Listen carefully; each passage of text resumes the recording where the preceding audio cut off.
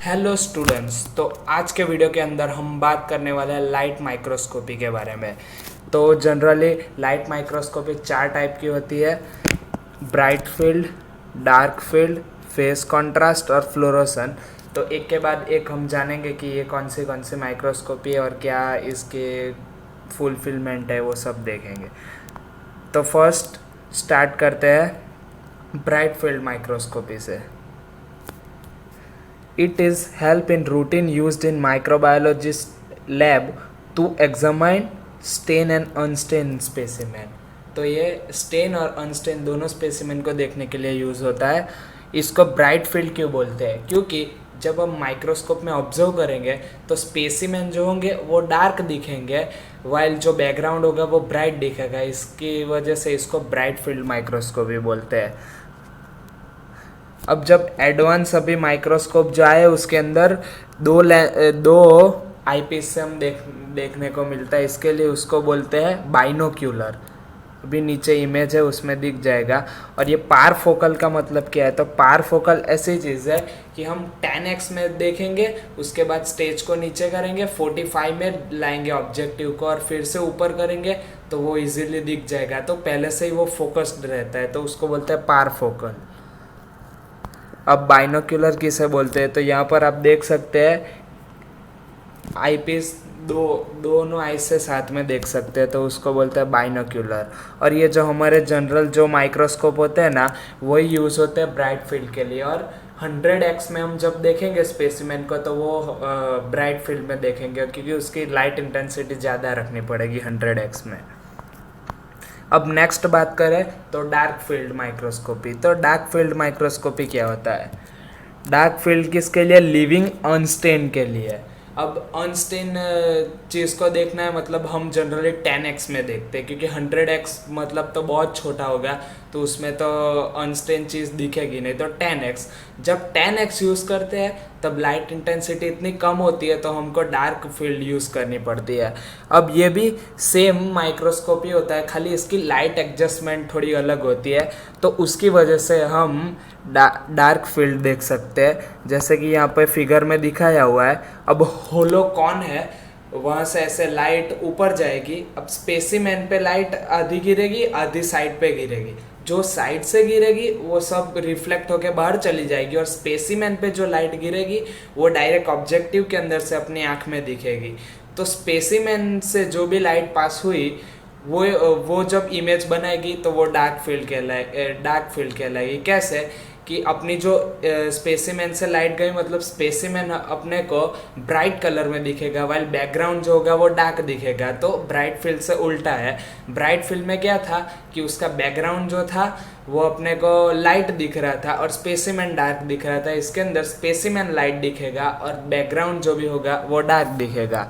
तो यही है डार्क फील्ड माइक्रोस्कोपी। और डार्क फील्ड माइक्रोस्कोपी यूकैरियोटिक के अंदर इंटरनल स्ट्रक्चर, मैंने जैसे कि बताया कि हम 10x में क्या देख सकते हैं, यूकैरियोटिक सेल को ही देख सकते हैं। 45x में, 10x में, 100x में तो नहीं देखेंगे यूकैरियोटिक सेल को। तो इसके लिए ये रिवील करता है internal structure of eukaryotic micro. अब आप यहाँ पे ये इमेज के अंदर देख सकते हैं, ऐसे अपने को इमेज दिखती है। तो इसके अंदर क्या हुआ, बैकग्राउंड ब्लैक कलर का हो, मतलब बैकग्राउंड डार्क हुआ और सेल जो है वो ब्राइट हुआ, तो इसको बोलते हैं डार्क फील्ड माइक्रोस्कोपी। अब और एक थर्ड नंबर की जो माइक्रोस्कोपी है उसको बोलते हैं फेस कॉन्ट्रास्ट माइक्रोस्कोपी। इसके अंदर क्या होता है, अपने को फिजिक्स में पढ़ा था कि फेज होता है, वेवलेंथ ऊपर नीचे रहती है ना, उसकी वजह से फेज चेंज होते हैं। तो ये फेस चेंज होने की वजह से जो भी माइक्रोस्कोपी होती है उसको बोलते हैं फेस कॉन्ट्रास्ट। अब ये किसके लिए? तो अनपिगमेंटेड लाइट, मतलब अनपिगमेंटेड मतलब अनस्टेन देखने के लिए यूज़ होता है। और ये जनरली किस पे बेस्ड है? तो रिफ्रैक्टिव इंडेक्स और सेल डेंसिटी। तो रिफ्रैक्टिव इंडेक्स क्या है? कोई भी मीडियम लाइट को कितना स्लो कर सके उसके बेस पे हम उसका रिफ्रैक्टिव इंडेक्स निकालते हैं। सेल डेंसिटी मतलब सेल कितना डेंस है। तो ये दोनों क्वांटिटीज़ के बेस पे हम फेस कॉन्ट्रास्ट माइक्रोस्कोपी करते हैं। तो इसके अंदर एक एन्यूलर रिंग जैसा स्ट्रक्चर होता है जिसके अंदर से ऐसे कॉन शेप की लाइट पास होती है। आपको मैं दिखा देता हूँ। यहाँ पर ये आप देख सकते हैं, यहाँ पर ये जो वाइट कलर का है ना, उसके अंदर से खाली लाइट पास होती है, बाकी की ओपेक डिस्क रहती है। तो क्या होता है,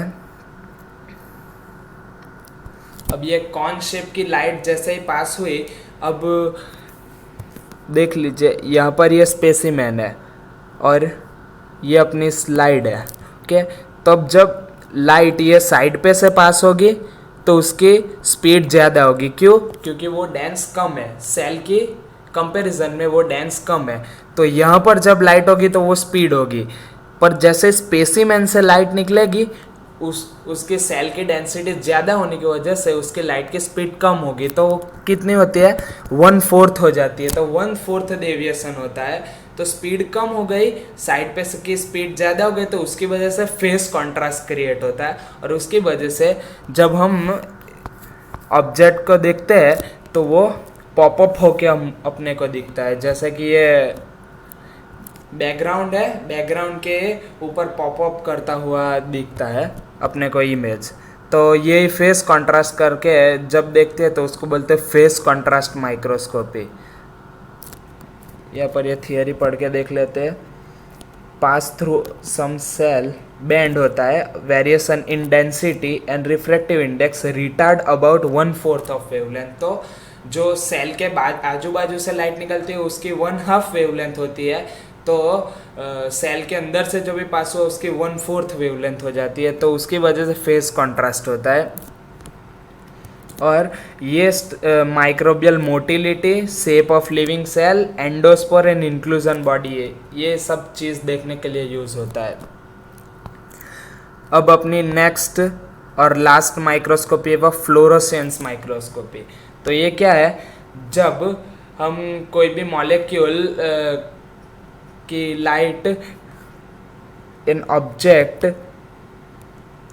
object also can be seen because it actually emit light. This is based on a fluorescence microscopy। तो क्या होता है, कोई भी मॉलिक्यूल स्पेसिमेन पे गिरा, उसकी कोई भी एक एनर्जी रेडिएट होगी, वो एनर्जी रेडिएट करेगा और उसको ऑब्जर्व करके ज़्यादा वाली एनर्जी रेडिएशन से वो बाहर निकलेगा, तब ये फ्लोरोसेंस माइक्रोस्कोप। तो वो कैसे वर्क करता है वो आगे फिगर में हम देखेंगे।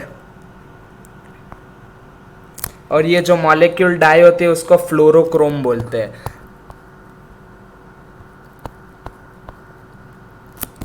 तो ये फिगर में देखिए, यहाँ पर ये मर्क्यूरी लैंप है। अब मर्क्यूरी लैंप से क्या होता है कि इससे डिफरेंट वेवलेंथ की लाइट मॉलिक्यूल्स जो भी होते हैं वो पास्ट होते हैं। अब जैसे ही यहाँ से बहुत सारे मॉलिक्यूल, अब एक्साइटेड फिल्टर क्या करेगा, फिल्टर जो लॉन्गर वेवलेंथ है उसको रहने देगा, खाली शॉर्टर वेवलेंथ को पास होने देगा।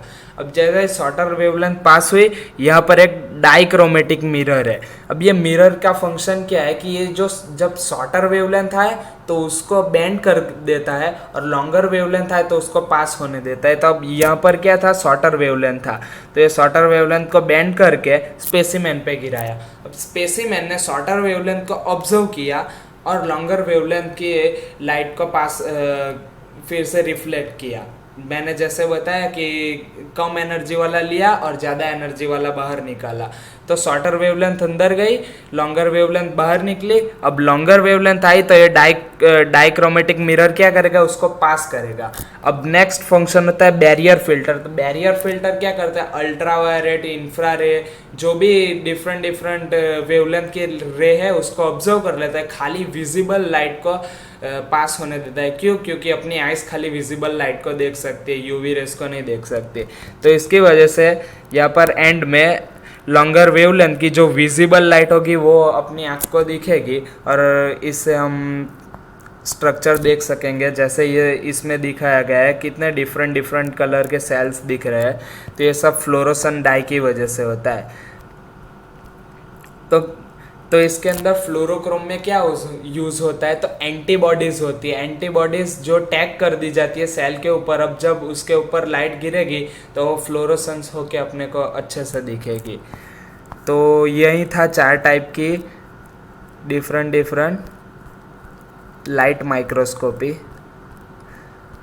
तो आशा है कि आपको ये वीडियो अच्छा लगा होगा। ये वीडियो अच्छा लगा तो इस वीडियो